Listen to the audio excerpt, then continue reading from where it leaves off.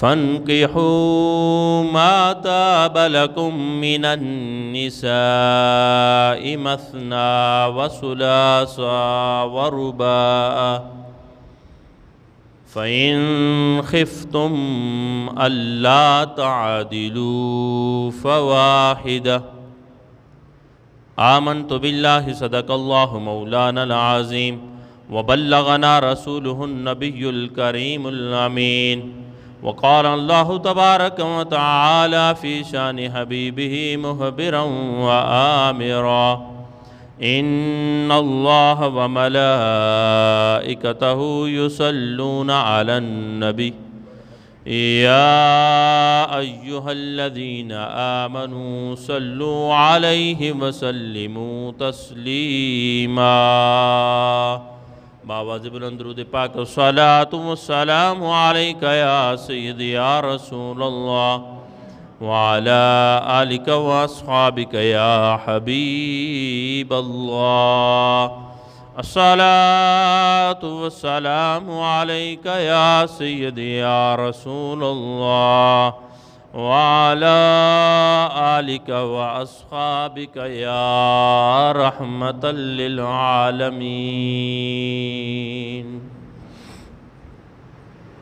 حمد و صلات کے بعد معزز سامعین و ناظرین حضرات، آپ احباب کے سامنے جو آیہ مقدسہ کا حصہ تلاوت کرنے کا شرف حاصل کیا، اللہ رب العزت اس آیت مقدسہ کے حصہ کے تحت حق بات کہنے کی توفیق اور ہمت عطا فرمائے. احباب زیباکار، اللہ تبارک و تعالی نے اس آیت کے اندر مومنوں کو نکاح کا حکم ارشاد فرمایا. فَانْكِحُوا مَا طَابَ لَكُم مِّنَ النِّسَاءِ، پس تم نکاح کرو عورتوں کے ساتھ جو تمہیں پسند ہیں، مثنی و ثلاثہ و رباع، دو دو، تین تین اور چار چار. فرمایا مثنی و ثلاثہ و رباع کہ دو دو، تین تین اور چار چار، اور آخر میں فرمایا فَإِنْ خِفْتُمْ أَلَّا تَعْدِلُوا فَوَاحِدَةً، اور اگر تمہیں خوف اس بات کا ہو کہ تم ان کے درمیان عدل نہیں کر سکو گے، تم ان کے درمیان انصاف قائم نہ رکھ سکو گے، فواحدہ، پس ایک پر اکتفا کرو، پس ایک نکاح پر ہی اکتفا کرنا چاہیے. تو احباب زیباکار، نکاح یہ سابقہ انبیاء علیہم السلام ان کی بھی سنت ہے، اور پھر حضور علیہ السلام کی بھی سنت ہے. نکاح کے حوالے سے بے شمار احادیث مبارکہ کے اندر بھی حضور علیہ السلام نے نکاح کی فضیلت عطا ارشاد فرمائی ہے. حضرت عائشہ صدیقہ رضی اللہ تعالی عنہا آپ سے روایت ہے، آپ نے ارشاد فرمایا کہ حضور علیہ السلام نے ارشاد فرمایا کہ نکاح کرنا یہ میری سنت ہے، جو بھی تم میں سے استطاعت رکھتا ہو اسے چاہیے کہ وہ نکاح کرے، اور جس نے طاقت کے باوجود نکاح نہیں کیا تو حضور علیہ السلام نے ارشاد فرمایا پھر وہ ہم میں سے نہیں ہے۔ النکاح من سنتی فمن رغب عن سنتی فلیس منی۔ حضور نے ارشاد فرمایا کہ جس نے ہماری اس سنت سے منہ پھیر لیا باوجود اس کے کہ وہ اس کے پاس نکاح کرنے کی استطاعت ہے، تو حضور نے ارشاد فرمایا فلیس منی، پھر وہ ہم میں سے نہیں ہے۔ اب عزیز وقار، سب سے پہلے نکاح کا معنی ہے گرہ لگانا، عقد کرنا۔ تو جب کسی رسی کو اس کے اندر گانٹھ لگائی جاتی ہے تو اس کو بھی باندھا جاتا ہے، گرہ لگائی جاتی ہے، اسی طریقے سے میاں اور بیوی کا، ایک مرد اور دو عورت کا آپس میں ان کو اس چیز کے لیے حلال کرنا نکاح کے ذریعے کہ وہ ایک دوسرے کے جسم کے مالک ہو جاتے ہیں۔ تو گویا جب وہ ایک دوسرے کے جسم کے مالک ہو گئے تو یہ قانون اللہ تبارک و تعالی نے عطا فرمایا۔ اللہ کے حبیب صلی اللہ علیہ وسلم نے یہ قانون عطا فرمایا ہے۔ تو اب اس میاں اور بیوی کے لیے اپنی وہ زندگی گزارنا اور حلال طریقے کے ساتھ مباشرت کرنا اللہ تبارک و تعالی نے اس کو جائز قرار دیا ہے۔ اور اسی طرح اس کے برعکس اگر کوئی بغیر نکاح کے میاں کوئی انسان وہ عورت کے ساتھ خلوت اختیار کرتا ہے، تنہائی اختیار کرتا ہے، تو پھر اسلام نے اس کو حرام قرار دیا ہے اور وہ زنا ہے۔ تو احباب ذی-وقار، یہاں پہ اسلام نے اور اللہ رب العزت نے احسن طریقے کے ساتھ زندگی گزارنے کا ایک طریقہ کار وہ نکاح رکھا ہے، اور پھر اسی حوالے سے حضور علیہ السلام نے اس کی فضیلت کو بیان فرمایا ہے، جیسا کہ بخاری شریف کی حدیث مبارکہ ہے، ان عبداللہ ابن مسعود قال قال رسول اللہ صلی اللہ علیہ وسلم، کہ حضرت عبداللہ ابن مسعود فرماتے ہیں کہ رسول اللہ صلی اللہ علیہ وسلم نے ارشاد فرمایا، من استطاع منکم، کہ تم میں سے جو کوئی استطاعت رکھتا ہے بالجا، تو پھر جو بھی تم میں سے استطاعت رکھتا ہے تو اسے چاہیے کہ وہ نکاح کرے، اور جب وہ نکاح کرتا ہے تو حضور علیہ السلام نے ارشاد فرمایا کہ پھر اس نکاح کے کرنے کی وجہ سے اس کی آنکھ، اس کی نگاہ وہ جھک جاتی ہے اور اس کی شرمگاہ کی حفاظت ہوتی ہے۔ حضور علیہ السلام نے ارشاد فرمایا کہ جب نکاح کیا جائے تو نکاح کی وجہ سے آنکھ کے اندر حیا آتی ہے، آنکھ جھک جاتی ہے، نگاہ جھک جاتی ہے، اور پھر حضور نے ارشاد فرمایا کہ شرمگاہ کی حفاظت ہو جاتی ہے، اور حضور نے ارشاد فرمایا کہ پھر جو تم میں سے اس نکاح کی استطاعت نہیں رکھتا، اس کے اندر وہ طاقت نہیں ہے نکاح کی، تو پھر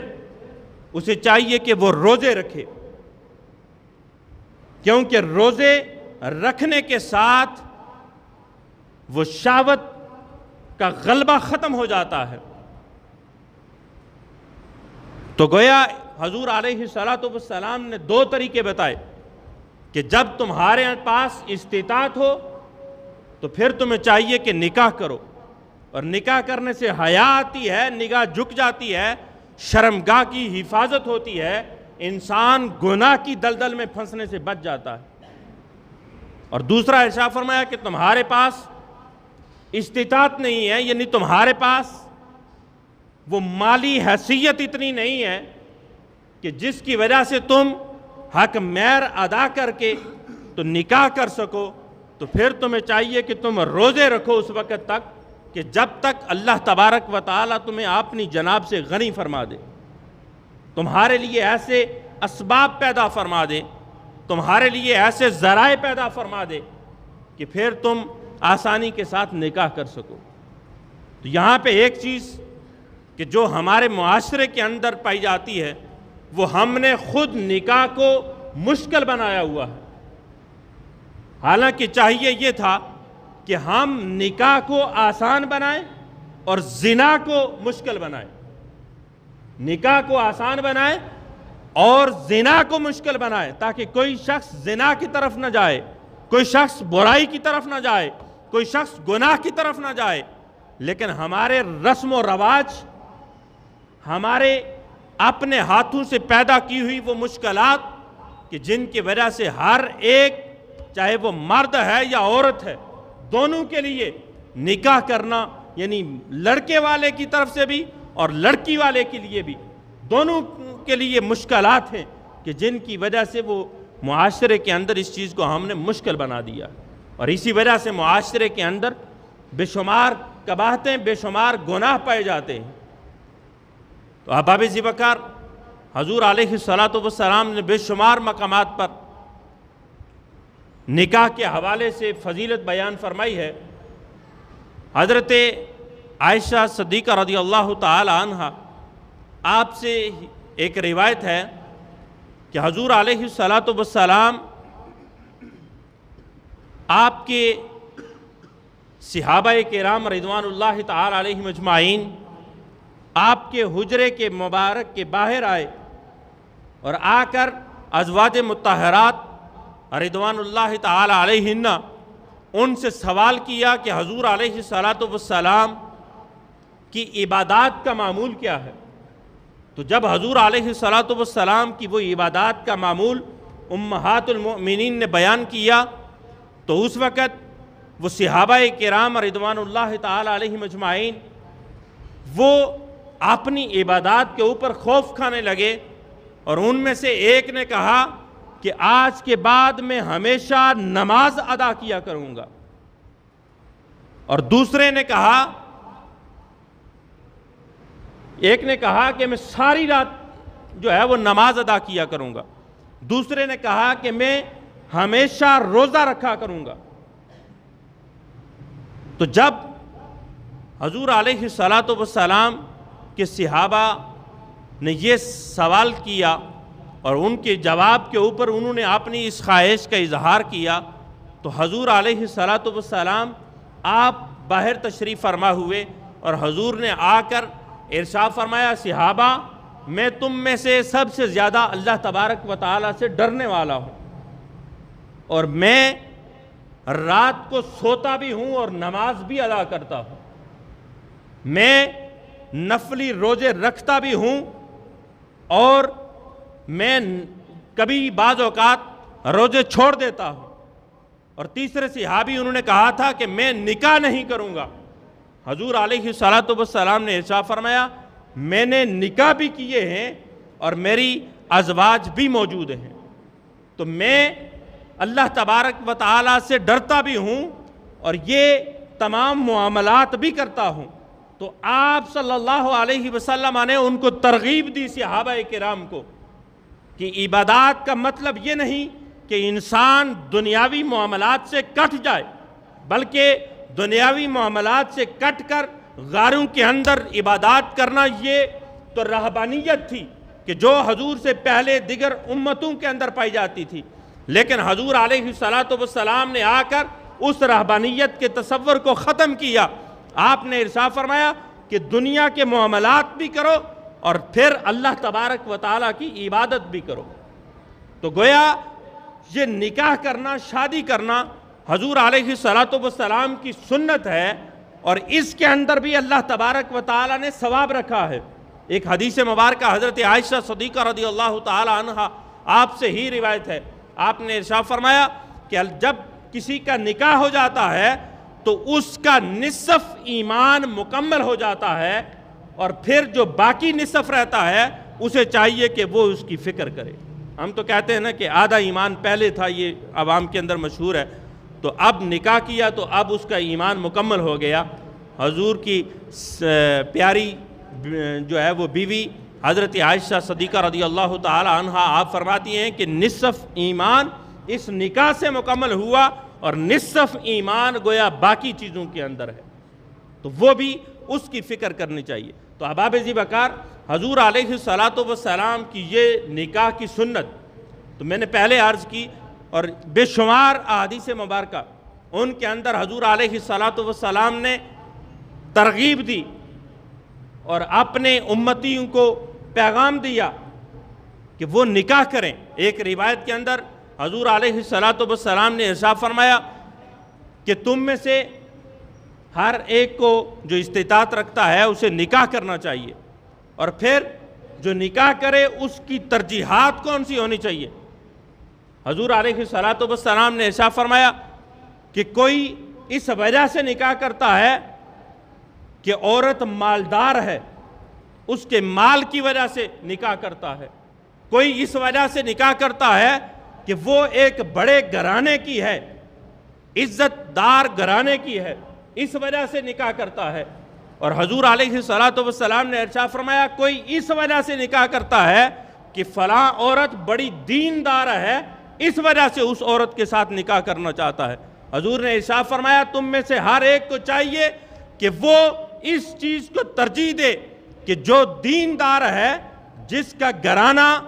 دیندار ہے، اس گھرانے سے وہ نکاح کرے۔ اسی طریقے سے ایک دوسری روایت اس کے اندر حضور علیہ السلام نے ارشاد فرمایا کہ جو شخص اس لیے نکاح کرتا ہے کہ فلاں عورت بڑی معزز گھرانے کی ہے، تو اللہ تبارک و تعالی اگر وہ اس عزت کی وجہ سے نکاح کرتا ہے تو حضور نے ارشاد فرمایا پھر اللہ تبارک و تعالی اس انسان کو ذلت کا سامنا کرنا پڑتا ہے اللہ تبارک و تعالی کی طرف سے، یعنی اللہ تبارک و تعالی اس کے مقدر میں ذلت رکھ دیتا ہے کہ جس نے عزت اور آبرو کے لیے نکاح کیا۔ اور دوسری جگہ حضور علیہ السلام نے ارشاد فرمایا کہ جو اس لیے نکاح کرتا ہے کہ فلاں عورت مالدار گھرانے کی ہے، مال اور دولت اس کے پاس ہے، حضور نے ارشاد فرمایا جب وہ نکاح کر لیتا ہے تو اللہ تبارک و تعالی اسے فقر کے اندر، غربت کے اندر مبتلا کر دیتا ہے۔ اور تیسرا، اللہ تبارک و تعالی کے حبیب نے ارشاد فرمایا جو شخص اس کے دین کی وجہ سے اس سے نکاح کرتا ہے، اللہ تبارک و تعالی اس کی دین اور اس کی دنیا دونوں کو بہتر فرما دیتا ہے۔ تو گویا نکاح کے لیے ترجیحات وہ یہ رکھنی چاہیے کہ دیندار ہو، اور پھر دوسری چیز یہ کہ اللہ تبارک و تعالی کے حبیب علیہ السلام نے اور اللہ کی طرف سے جو نکاح کا حکم دیا گیا ہے وہ حضور علیہ السلام کی امت کے اندر بھی اور آپ سے پہلے دیگر انبیاء علیہ السلام کی امتوں کے اندر بھی شامل تھا یہ نکاح کا حکم۔ اور اسی وجہ سے بے شمار مقامات پر اللہ تبارک و تعالی نے ارشاد فرمایا کہ بے شمار لوگ جو ہے وہ زینا حب الشہوات، کہ وہ جو ہے وہ شہوات کو پسند کرتے ہیں اور اس کی محبت جو ہے لوگوں کے دلوں کے اندر آ جاتی ہے، اس وجہ سے عورتوں کے ساتھ محبت کرتے ہیں۔ تو یہ اس مقام پر یا دیگر تمام مقامات پر جو اللہ تبارک و تعالی نے ارشاد فرمایا اس کا مقصد یہ ہے تاکہ لوگ نکاح کریں، لوگ زنا نہ کریں بلکہ نکاح کر کے اپنی زندگی اسلام کے مطابق گزاریں۔ میں نے گزشتہ جو ہے وہ موضوع کے اندر بھی یہ بات بیان کی تھی کہ آج کل معاشرے کے اندر کیونکہ مغرب کی تعلیم آ چکی اور مغرب کی تعلیم نے آ کر جس عورت کو اللہ اور اللہ کے رسول نے عزت اور احترام، وقار، عزت، عصمت عطا فرمائی تھی، چادر تطہیر عطا فرمائی تھی، آج حقوق نسواں کے نام پر بے شمار تنظیمیں بنی ہوئی ہیں کہ جو ہماری عورتوں کو بے حیائی کی طرف لے کر جاتی ہیں۔ آپ دیکھیں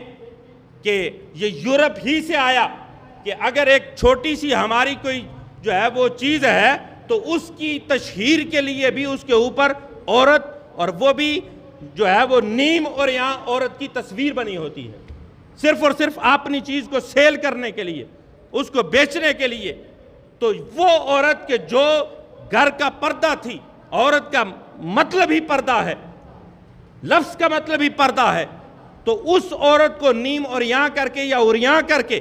مغرب کے اندر پھیلایا گیا، پھر تشہیر کر کے جو ہے وہ چھوٹے چھوٹے آئٹمز کے اوپر اس کی جو ہے وہ بے حرمتی کی گئی، حالانکہ حضور علیہ السلام نے اس عورت کو آ کر چادر تطہیر عطا فرمائی تھی۔ اور پھر حضور نے جب اپنا آخری خطبہ حجۃ الوداع ارشاد فرمایا تو اس کے اندر بھی حضور علیہ السلام نے ارشاد فرمایا کہ مردوں کا حق ہے کہ وہ اپنی عورتوں سے جو ہے وہ عزت، عصمت اور اپنے بستر کی حفاظت مانگیں، ان کا مطالبہ کریں کہ اگر خاوند گھر میں نہیں ہے تو اس کی بیوی اس کے بستر کا خیال رکھے، اس کے بستر پر کسی کو نہ آنے دے، یعنی مراد یہ ہے کہ وہ کسی برائی کے اندر گم نہ ہو جائے۔ اور پھر اسی طریقے سے حضور علیہ السلام نے ارشاد فرمایا کہ جو ہے اس خطبے کے اندر حجۃ الوداع کے اندر حضور نے ارشاد فرمایا کہ عورتوں کے بارے میں اللہ تبارک و تعالیٰ سے ڈرو، اللہ تبارک و تعالیٰ سے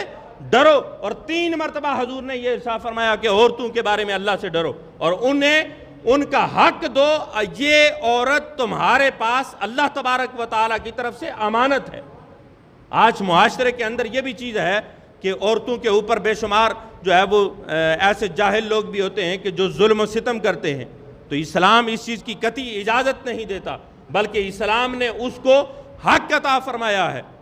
بلکہ یہاں تک کہ عورت کا اگر حق سننا چاہتے ہیں تو پھر دل تھام کر یہ سوچئے کہ جس اسلام نے عورت کو یہاں تک حق عطا کیا ہے کہ اگر عورت اپنے بچے کو دودھ نہیں پلانا چاہتی تو یہ خاوند کے ذمہ ہے کہ وہ جہاں سے مرضی اپنے بچے کے دودھ کا بندوبست کرے، عورت کے اوپر لازم نہیں ہے کہ وہ بچے کو دودھ پلائے۔ یہ اسلام کا دیا ہوا قانون ہے۔ تو ہم تو اگر ایک ذرا سی بات ہو جائے تو عورت کو مارنا اور پیٹنا شروع کر دیتے ہیں۔ اگر بچہ، معصوم بچہ تڑپ رہا ہے تو اسلام کا قانون یہ ہے کہ اسلام نے اجازت دی ہے کہ اگر عورت نہیں پلانا چاہتی تو نہ پلائے، خاوند بندوبست کرے۔ اسی وجہ سے پہلے جو ہے وہ دائیاں لے کر جایا کرتی تھی بچے اور جا کر دودھ پلایا کرتی تھی۔ تو اباب ذیوکار عورت کے اوپر ظلم اور ستم یہ کسی صورت میں بھی جائز اور درست نہیں ہے، بلکہ اس کا مقام اور معیار ہے، وقار ہے، جو اسلام نے اسے عورت کو جو ہے وہ حق عطا کیا ہے اسے ہمیں ادا کرنا چاہیے۔ تو آج بھی معاشرے کے اندر جو خرابیاں ہیں، یا ہمارے معاشرے کے ان جاہل لوگوں کی وجہ سے اسلام بدنام ہو رہا ہے، اور اسی وجہ سے آج جو ہے وہ تحریکیں بن کر کبھی جو ہے وہ اپنے حقوق مانگ رہی ہیں، اور کبھی جو ہے وہ ملالہ جیسی بے غیرت وہ نکاح کا انکار کر رہی ہیں کہ جو ہے وہ نکاح کا تصور نہیں ہے، بلکہ اس کی جگہ عام جو ہے وہ پارٹنر کی طرح زندگی گزارنا چاہیے۔ تو یہ